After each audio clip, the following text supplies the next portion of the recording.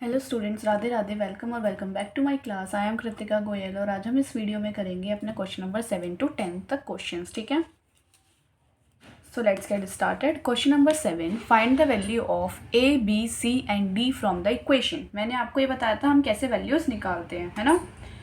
क्या बताया था, हम कंपेयर करते हैं इक्वेशंस को, इससे इसको कंपेयर करेंगे क्योंकि ये A12 A11 A12 A11 A12 same ही है ना, और A21 A22 A21 A22, तो कंपेयर करते हैं। तो क्या लिखेंगे, A माइनस बी को हम किसके इक्वल लिख देंगे, बिल्कुल इसी के साथ वाले से -1। ठीक है, दूसरा क्या है हमारा 2A माइनस बी, इसको देखो, इसको हम किससे लिख देंगे, 0 से, है ना। तीसरा क्या है 2A plus C is equal to 5 and 3C plus D is equal to 13। Clear है, यहाँ तक हमारे इक्वेशन कंपेयर करने तक समझ आ गया। अब देखो हम क्या करते हैं, एलिमिनेशन करते हैं। अब देखो बी से बी कैंसिल हो सकता है, कब, जब ये माइनस का प्लस हो जाए, है ना। तो हमें पता है अगर हम सब्ट्रैक्ट करते हैं तो ये सारे साइन क्या हो जाते हैं, ये माइनस है तो प्लस हो जाएगा, या प्लस है तो ये माइनस हो जाएगा, और ये भी प्लस है तो माइनस, साइन इंटरचेंज हो जाते हैं। तो देखो minus B plus B cancel हो गया, क्या बचा A minus 2A which is -A, और -1, तो माइनस से माइनस कैंसिल, A की वैल्यू क्या आ गई हमारी 1। क्लियर है।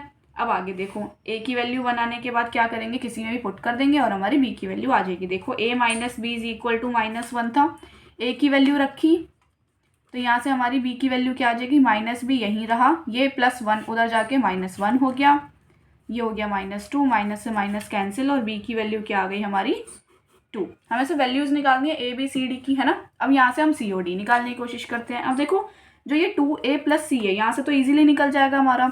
A की वैल्यू 1 थी तो 2 plus C is equal to 5। C की वैल्यू निकालेंगे, ये 2 प्लस है उधर जाके -2, तो C की वैल्यू आ गई हमारी 3। ये तो सिंपल ही था। अब D की निकाल दो इसमें पुट करके, 3, C की वैल्यू क्या है 3 plus D is equal to 13, 9 plus D is equal to 13, और D की वैल्यू निकालेंगे 13 माइनस 9, तो D की वैल्यू आ गई हमारी 4। तो आ गई हमारी सारी values A B C D। तो बस लिख देंगे, या हम एक साथ लिख सकते हैं। A क्या है हमारा 1, B क्या है हमारा 2, C है हमारा 3 एंड D है हमारा 4। क्लियर है, यहाँ तक बस सिंपल हमें ये सारी वैल्यूज़ निकालनी थी। आगे नेक्स्ट क्वेश्चन देखते हैं, क्वेश्चन नंबर 8। क्वेश्चन नंबर 8 क्या बोल रहा है कि A एक हमें मैट्रिक्स दे रखी है AIJ, ठीक है।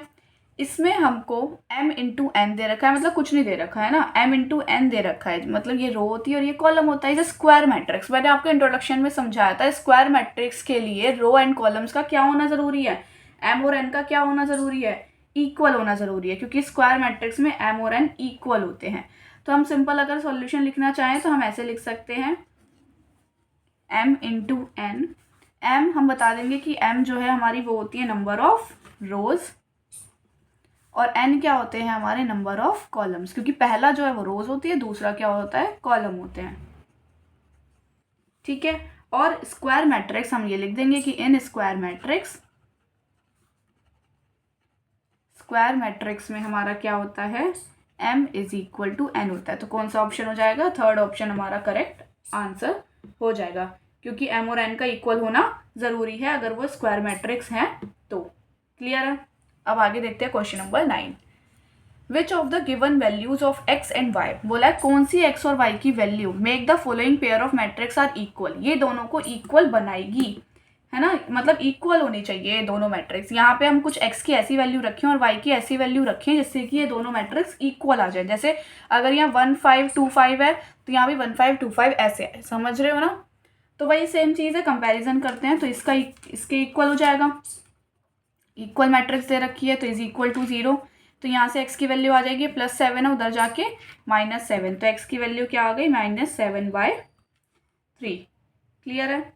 नेक्स्ट अब y की निकाल दो, y +1 इज इक्वल टू, ये किसके 8 के इक्वल हो जाएगा, तो y की वैल्यू, ये +1 है उधर जाके -1, तो y की वैल्यू क्या आ गई 7 आ गई। क्लियर है, तो y हमारा 7 हो गया एंड x हमारा क्या हो गया -7/3 हो गया। ठीक है। अब देखो एक और चीज़, यहाँ से भी तो आ रहा है ना हमारा वैल्यू, है ना, हमें 9th में ऑप्शंस भी दिए हैं, ठीक है, कि कौन से pair of the matrices are equal होंगे, मतलब क्या क्या वैल्यूज आ सकती हैं हमारी, ठीक है। तो देखो यहाँ से हमारी एक्स और वाई की वैल्यू आ गई। अब हम देखें तो यहाँ से भी वाई की आएगी, यहाँ से भी एक्स की, दो आ रही है ना हमारी। तो देखो y minus 2 is equal to 5, तो y की वैल्यू क्या हो गई 5 प्लस 2 विच इज 7। तो y की वैल्यू तो 7 ही है बस, है ना। दूसरा देखते हैं x की वैल्यू निकालने के लिए, 2 minus 3x is equal to 4।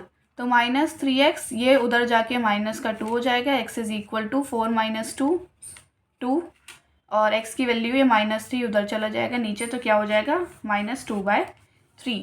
तो x की देखो हमारे पास 2 वैल्यूज़ आ रही है, तो हम लिख देंगे x हैविंग 2 वैल्यूज़, ठीक है, x हैविंग 2 वैल्यूज़, क्योंकि y तो सेम ही आ रहा है 7, बट x की 2 वैल्यूज़ आ रही हैं, तो x हैविंग 2 वैल्यूज़, ठीक है। और हमें आप अपने बुक में देखो ऑप्शन हमें दे रखे हैं।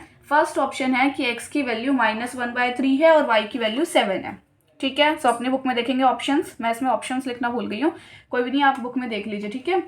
बी पार्ट में क्या लिखा है, नॉट पॉसिबल टू फाइंड, मतलब हम फाइंड नहीं कर सकते इन वैल्यूज को, तो ये तो गलत है, हम तो फाइंड कर पा रहे हैं। नेक्स्ट सी ऑप्शन क्या है, y की वैल्यू 7 है और x की वैल्यू -2/3 है। y की वैल्यू 7 है और x की वैल्यू -2/3, गलत है, क्योंकि x की वैल्यू तो -7/3 भी हो सकती है ना।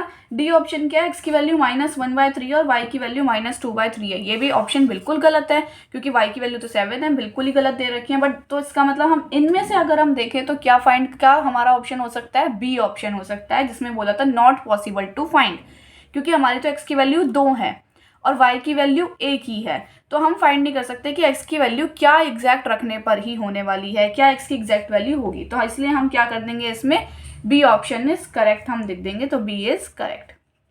अब ऑप्शन से भी देख के चलना है हमको, ठीक है, क्योंकि फर्स्ट ऑप्शन में देखो बोला था x की वैल्यू -1/3 है, क्या है हमारी x की वैल्यू -1/3, कहीं से भी नहीं, तो फर्स्ट ऑप्शन तो करेक्ट इनकरेक्ट हो गया।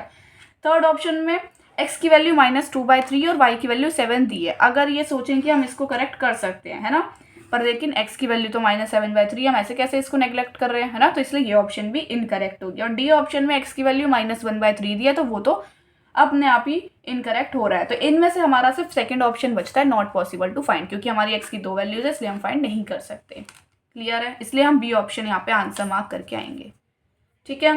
क्वेश्चन नंबर 10 देखते हैं, लास्ट क्वेश्चन है ये। The number of all possible matrices of order 3 × 3 with each entry 0 और 1 इज, बोला है कि क्या नंबर ऑफ पॉसिबल मैट्रिसेस, हमारी कितनी नंबर ऑफ पॉसिबल मैट्रिसेस बन सकती हैं, है ना, कितनी मैट्रिसेस बन सकती हैं जिसमें 0 और 1 की एंट्री हो और 3/3 की मैट्रिक्स हो, मतलब 3 रोज और 3 कॉलम्स हो, तो हमारी कितनी बन सकती हैं। तो देखो मैंने आपको इसका फॉर्मूला बताया था, क्या फॉर्मूला था, हमें सबसे पहले देखना है इसमें ऑर्डर ऑफ मैट्रिसेस। देखो 3/3 का बनना है, ठीक है, तो टोटल नंबर ऑफ एलिमेंट्स क्या हो जाएंगे हमारे, टोटल एलिमेंट्स मैंने क्या बताया था, अगर हम ये ऑर्डर को मल्टीप्लाई करते हैं तो टोटल एलिमेंट्स आ जाते हैं। क्लियर है, तो हमारे टोटल एलिमेंट्स आने चाहिए ऐसे 9, ठीक है। तो नंबर ऑफ पॉसिबल मैट्रिसेस कितने बनेंगे, नंबर ऑफ पॉसिबल मैट्रिसेस, देखो ये कैसे निकालते हैं, ये प्रोबेबिलिटी और बहुत बार पढ़ने को मिलेगा कि हमारी एंट्रीज कितनी है, हमारी एंट्रीज है 0 हो या फिर 1 हो, 2 एंट्रीज हैं बस हमारी, है ना। हम 0 1 को यूज़ करके बना सकते हैं, जैसे 0 1 0 0 0 1 0 0 1, है ना, कुछ भी हम ऐसे बना सकते हैं। तो 0 और 1 ही एंट्री हो रही है बस, तो इसका मतलब 2 एंट्रीज हैं, बट टोटल एलिमेंट्स कितने हैं हमारे 9, तो हमारे टोटल एलिमेंट्स कितने आ सकते हैं 9।